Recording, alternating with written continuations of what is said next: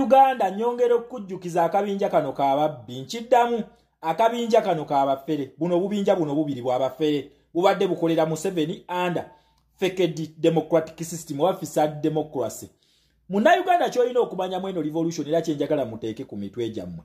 Revolution ene limu ebintu ebi bisatu.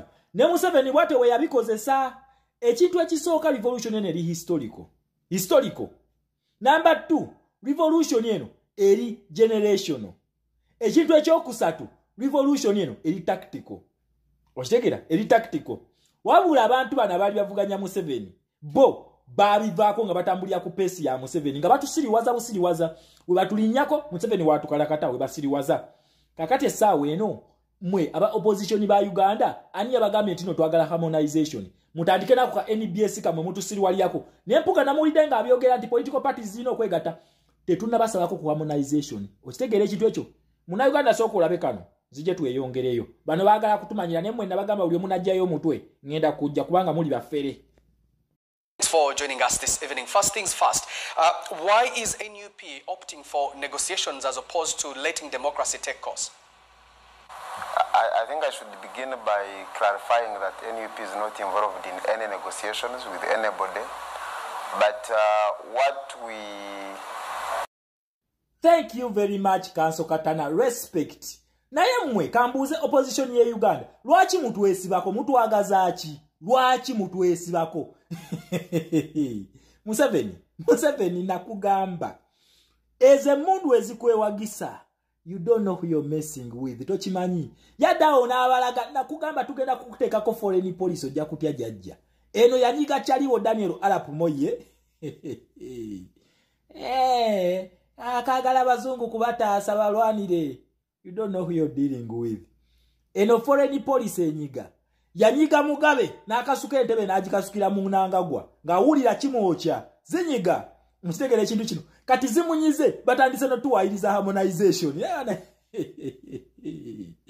muna Uganda nakugamba senga tunakwata ku pesa lya history mugenda kutya kibayita revolution kitya Museveni twamuteekako revolution ebintu bisatu abalala bye batakola babesije bali basiriwaza kakati batandise tuwayiriza mutwagala harmonization nabo bakulu tetwagala harmonization then nga sina kugenda mu history weno revolution kubanga nkugambye revolution yeno eyita mu history eri historical eri generational eri tactical kati ngenda kubulya historical bit of this revolution babesije awo kye batakola atenga Museveni yakikola yensonga lwaki Museveni tumutaddeko amapesa kati awuli yagala tuteese Museveni njagala wejjemu ego jejjemu ogambe Kyagulanyi nyize tuteese kuba we tulaga buli obudde bweyongera okusembera Museveni ebiseera bikuggwako kino nkikubuulira vaayo osabe dialogue tugenda kugikuwa naye ng'erimu open va mu bino byotandise okusindika kati mutukasuka amapesa bakulu kyetwagala tukimanyi muna Uganda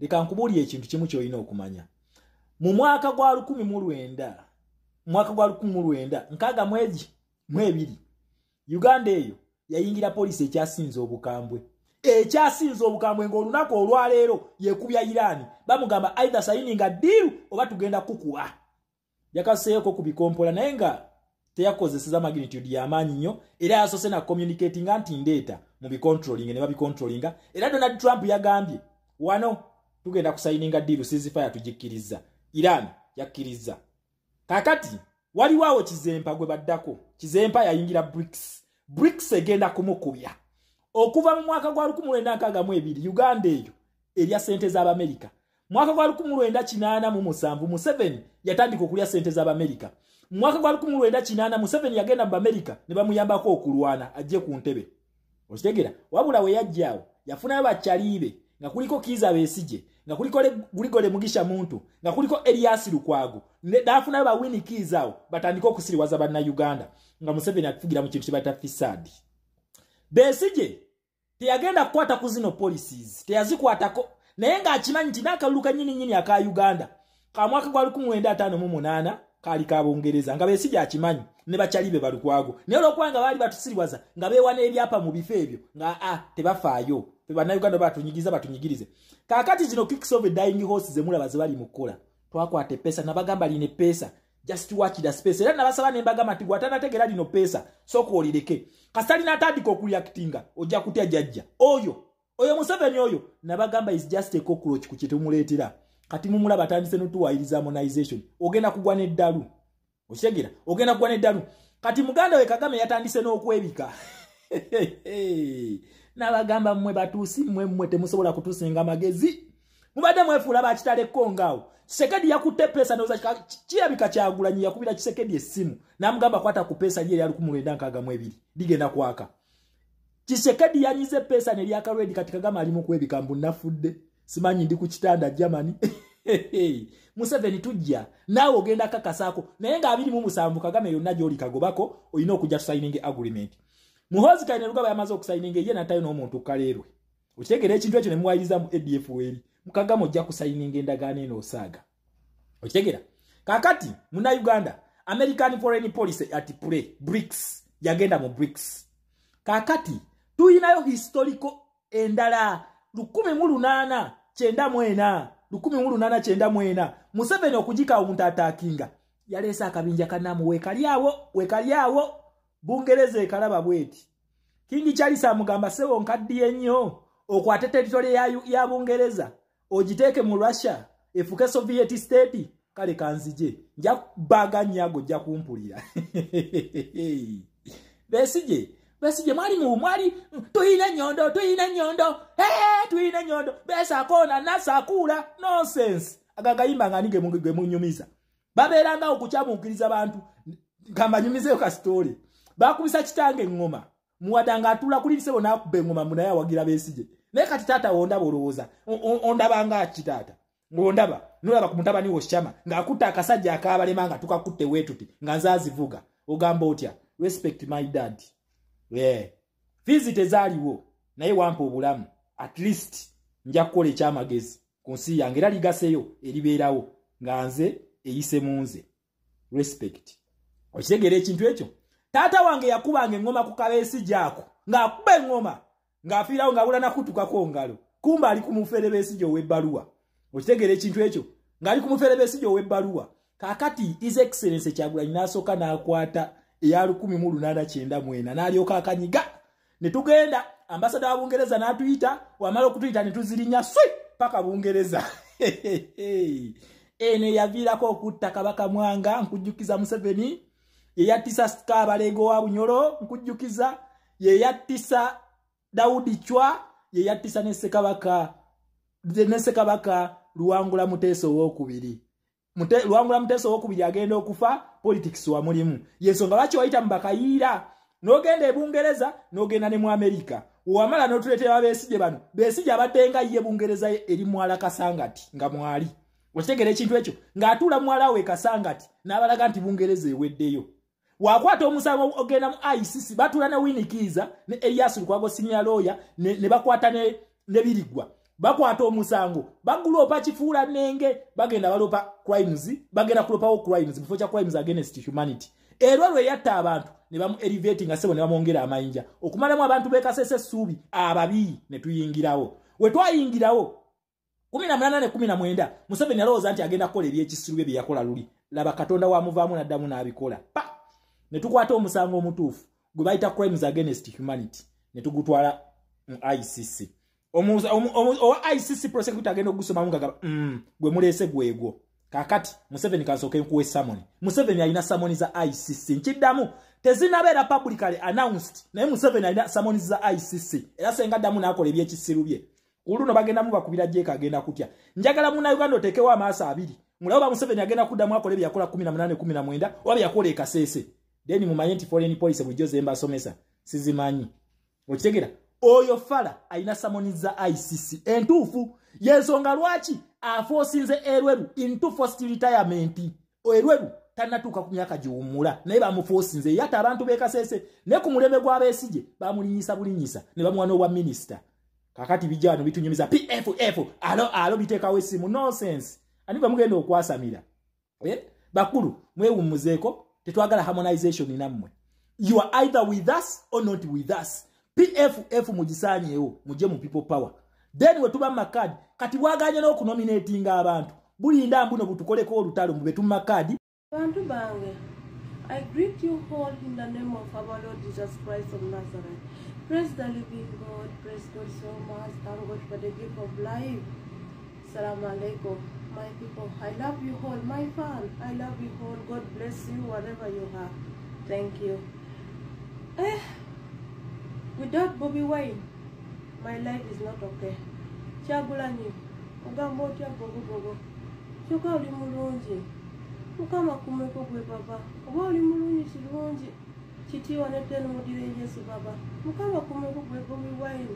Bobby Wine mukama kumeko kwe baba. Mukama kumeko kwe ya Bobby Wine. I just come back from where I traveled. 2 days I did not check you baba. Ulimulunji. Tambula video sharing out kukukukukuku. Mukama kongere kukuku. Sina ya kuyogera mukama kumeko kwe. Obana bama banyongero bajjukiza nti World War 3 yatandise. World War 3 yatandise kati gwajirinda ntino bekube nuclear olimba togenda kugiraba. Olutalo trade war yatandise dana bagamba ekyaletisa Donald Trump kukakasa nti afukamiza BRICS ate nga agisobola wetukeeredde olunaku olwaleero. In fact we bwazibidde jjo nga tiimu America fa people power tulina 145 tariffs. Tuyina 145 China ekyali ku 84 yayo. Okitegera ekintu kino muwaliwo ne muno comrade yabuza tariffs kyeki zino jibeera misolo bakuba misolo kakasa kati leero ne kabakagirita bwe kati akayingira eggwanga lya America nga kava China bakagalako 145% gye bakagalako. Okitegera ekintu kino nabagamba olutawo luno waliwo yalweyingizaamu naye agenda kutya Trump ekyamuleeta kukakasa nti akakanya BRICS agije kufuna olutawo luno China egenda kukka wansi economically naye ate bangi ba dictators bagenda kuva kuba president bangi mu Africa awo. Okitegera buli leaning wa China buli yetutte mu kabinja kana ka BRICS agenda kukisasulya. Kati njagala olabe EU kyekola ogiraba EU Trump olwagambye nti napozinze for 90 days EU ne mujjako tariffs zonna ziyabadde mukubye. Nabagambye ono comedy waabwe gwe babadde mu kubanga EU always babadde ku side yani ya America. Tasobola kumuvaamu ku last minute. Ono yalese kanga mwawo kulaga nti naye akoze eki yankiikirya. Naye nabagambye olutalo luno America lweriko baludde ebbanga nga bapanga olutalo luno. Baludde ebbanga nga balupanga. Okitegera ekintu ekyo kubanga baagala wakati awo BRICS akabinja kana aka BRICS China ye largest economy. Ne Russia bamukuba sanction nga alumye Ukraine. China yabaddengawo okubweka gaps ezo nga mubika economically. Okitegera ekintu ekyo kakati America agamba njagala mpapaagane ne China onzijeko akajanja. Jukira ne badikiteta baneno bwe baddenga babagambako mu Africa badduka mu China gye baddukira. Museveni mumulaba example Museveni wuno wano bano si ba China ono si mu China muna Uganda ono si mu China wena oza mushama weyogeza foreign policy tuyambira ono si mu China akugamba atya alese ba investors mu minerals za Uganda kino kye kigendo musaamu omuntu. Okitegera bano si ba China abali ne ba minister ba Museveni musimanyi ba investor bano baze ku investinga minerals za Uganda luno lwe lutalo. Okitegera onani wano kiki okitegera ekintu ekyo. So bana Uganda sagala twebuzeebuze bino ebintu babiba kweka naye nakugambye wona understanding olutalo luno ogenda kusituka ng'oyina lo ogetujjeko akana akasajja tekakyalina wakuddukira tekakyalina. Okitegera ekintu ekyo China tekyasobola kuba wa ssente ng'ebizibu bijijjidde tesobola kati naye egenda kupozinga. Okitegera ekintu ekyo kati jukira Russia adependinze ku China, South Africa adependinze ku China. Jukira ne South Africa naye bakoze eki bamugobyeyo. Okitegera bamugobye Congo sadaka bagizaayo. Okitegera ekintu ekyo era South Africa mbu bali mu nteeseganya ne Congo batese diru endala tennagwa kuba America akyakola akyalimu. Eno company ya America ogiraba eno company ya America yezeemu okutandika bakugamba nti wadde ba M23 bakyaliyo neyo company etandise okukola ki resuminze mining eno bagita Alpha Mine ogiraba ya America etandise extractinga tin yon mu Uganda ali kasese tulina tin ne tungsten nakugambye banna Uganda tuli balangira mu luno olutalo tebaddamu kutiisa banna Uganda tuli bagagga aba MP obusente bwe babyete muri tuli bagagga. Ate kye mulina okumanya omutwe ekyennyanja kivunda kutandikira ku mutwe.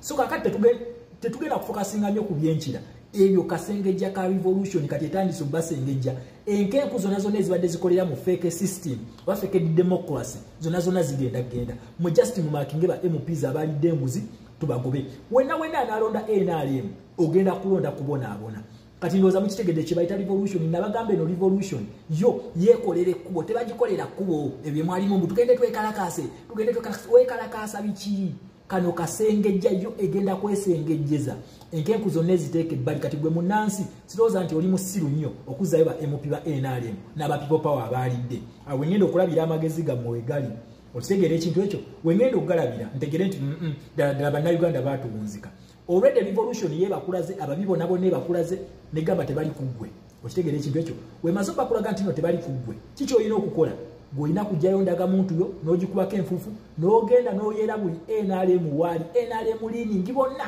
ate ne mu Uganda tulina ba independence bonna ne ba independent ne mubeera okitegeera ekintu ekyo then ne tufaafagana n'akasajja ka Museveni kubanga economy wise kanaku Museveni mwavu ne gwabadde yeesiguliddeko mu China ne bamuttamu omuntu okitegeera ekintu ekyo kugambye ttiini ono mu Uganda mwali mu Uganda tulina ttiini ne tungsten bisangibwawa Kasese gyebiri era esaawa eno kampani Eframini eya America etandise okukola ki oku extracting ebintu bino naye njagala ojjukire nti bamwetaaga ne mu Uganda bamwetaaga okitegeera ekintu ekyo so gundi tannaddayo Masadi tannaddayo kyeka alina okusinkana His Excellency Kyagulanyi next president amugambe naye gwe story kikyali gwe lwaki kana akasajja mukalwisiza nnyo kajjako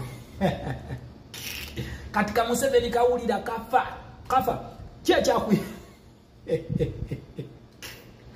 bino byenjagala bino binyumira nga Museveni abona kati yali amanyi afunye escape route bwagenze mu China egenda muwa ssente mukulu kati azikuwe kale China ezikuwe okitegeera ekintu ekyo nakugamba Munnayuganda just relax tuli mu real revolution foreign policies zigenda kunyigira Museveni ziti gwe Munnayuganda osituke ojosindika oguti ogwedde nga gwavundavunda in fact gwiza n'okudduka emisinde n'otagulabako nze nkubuulira mulinde ebyavudde e Bungereza sijja kusuna mulinde ebyavudde e Bungereza sijja kusuna naye bwe tugamba World War 3 etabuse kati Omuchina bamuttamu omuntu kati abali mu BRICS bakaaba okitegeera ekintu ekyo kati waliwo abuuza nti senga Museveni akkiriza n'addayo mu gundi z'Abamerika nabagamba ono tugenda mutuusa ewantu ng'ali ku lose situation wakkiriza addeyo kitegeeza tulina okugenda mu kalulu mukuba akalulu aveeko wagaana okukkiriza kitegeeza ate tugenda ku activating ekintu kye bata human rights kuba kyenkakasa bannayuganda